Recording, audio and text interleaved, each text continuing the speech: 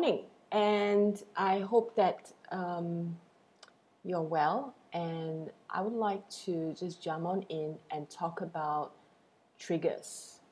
All right, and if you have any questions, this is a live Q&A. So if you have questions of any nature, you can just post them in a comment, and I will reply to you. Just keep in mind that there is some lag time, and so I may not see your question immediately. So just give me some time before I, start answering questions. So in the meantime, let's talk about triggers. I think this has got to be one of our favorite subjects, um, because it happens to us on a daily basis, right? I mean, triggers are really, I consider them wisdom teachers, because triggers enable us to know who we are, right? Triggers enable us to really get in touch with the raw and core feelings within us. And we often think that, when someone is triggering us, it's about them. We often think that, oh, this is such a nasty person. Oh, this person is horrible to me. Oh, this person does this. Oh, this person has a habit of doing this and that. And so we get really riled up. We get really angry when, someone triggers us, because we think that the other person is a bad person, or the other person is immoral, or the other person is not religious or not spiritual. I mean, there's so much judgment, going on within our minds, as we are triggered, right? So the focus, our outer focus on other people being bad or not good enough for us, is causing us, or causes us not to see who we are. It causes us not to see our wounds.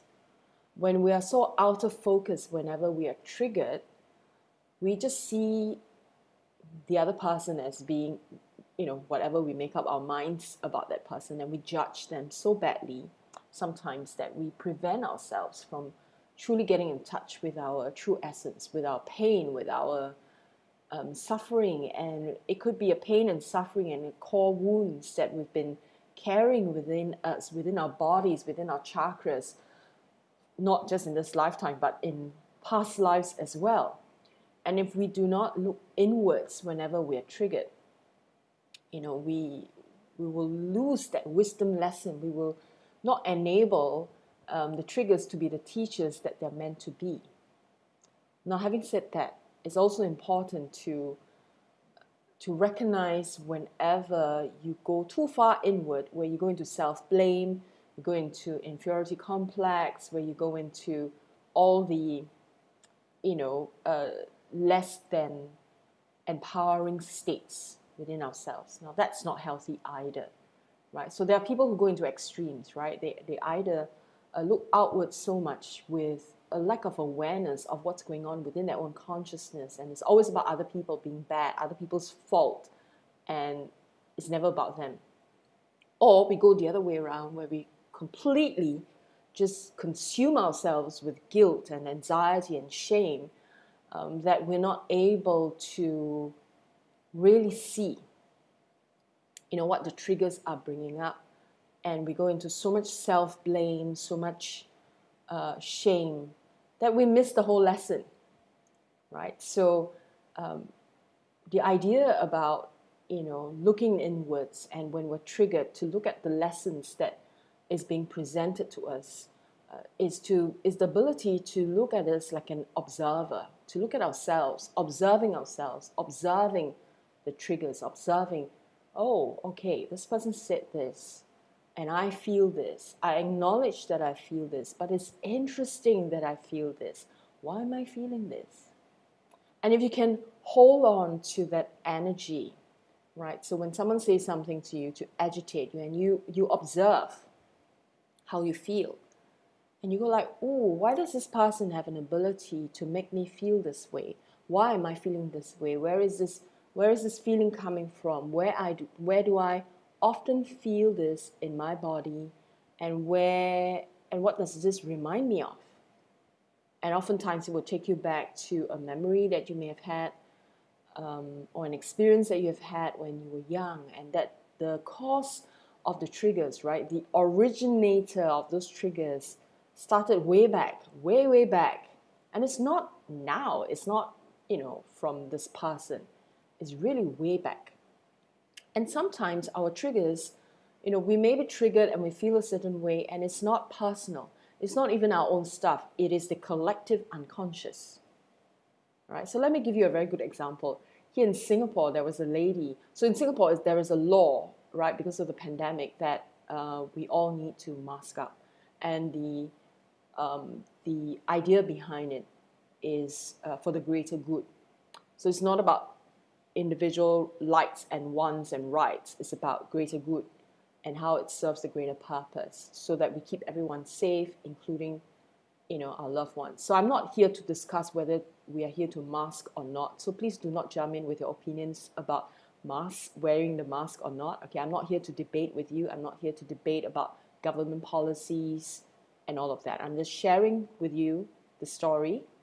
And the story is about this woman who decides to go against masking, right? And because in Singapore, the law is such, and so because she went against it, so lots of people on social media started jumping on her, right? And to the point of being very cruel. The things they say, memes are created.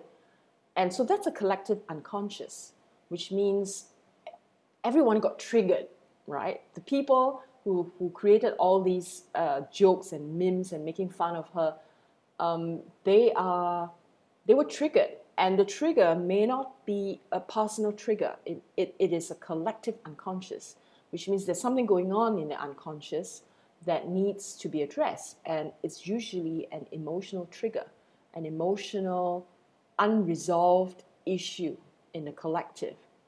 For some people, it could be individual, right? For some people, the woman's actions may remind them of someone in their childhood, right? So it may remind them of experiences they've had when someone just decide to do what they like without thinking about other people. Okay, that could be a trigger.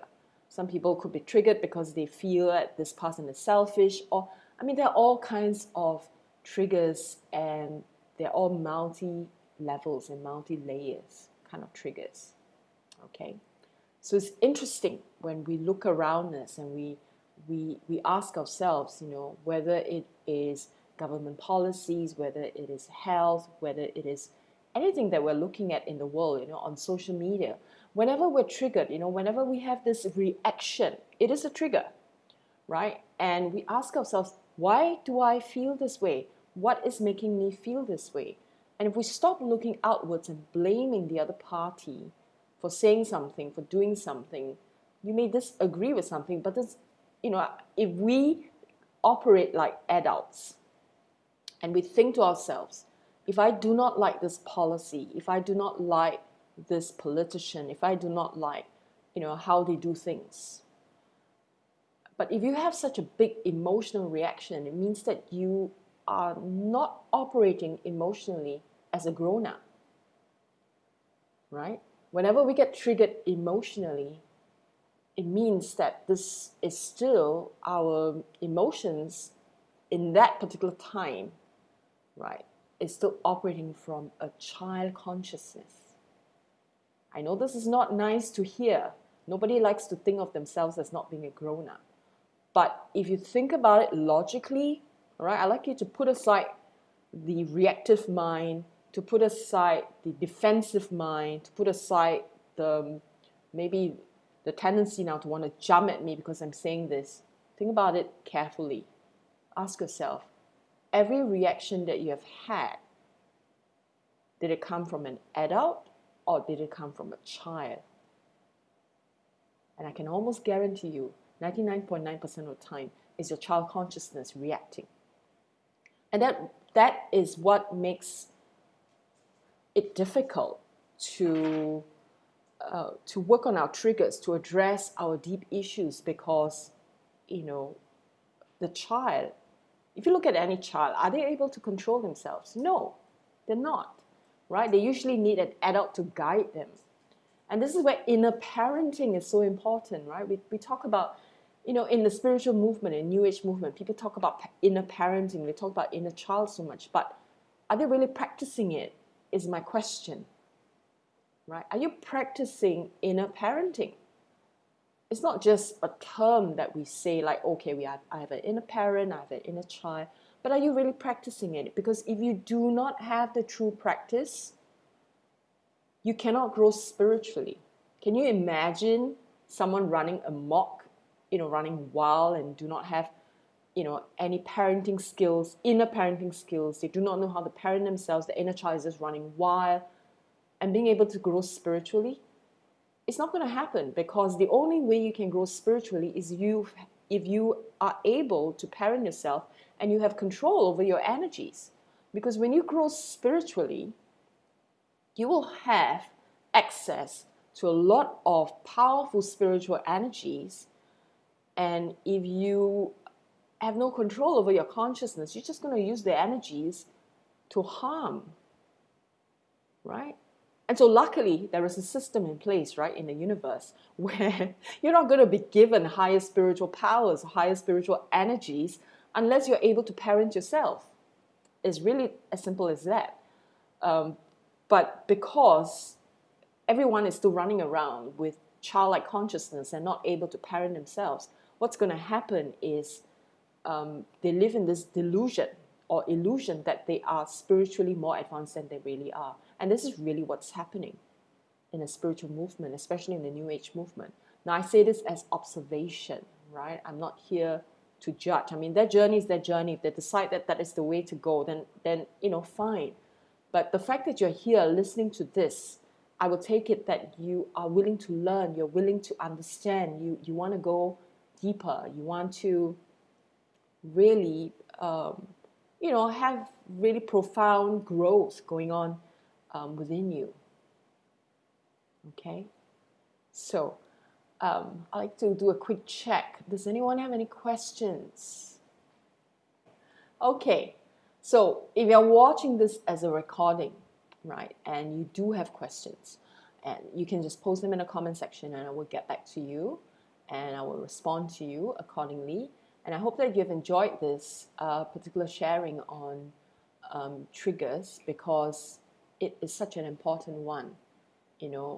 Like this post, share this post with people that you feel would benefit from, listening to this.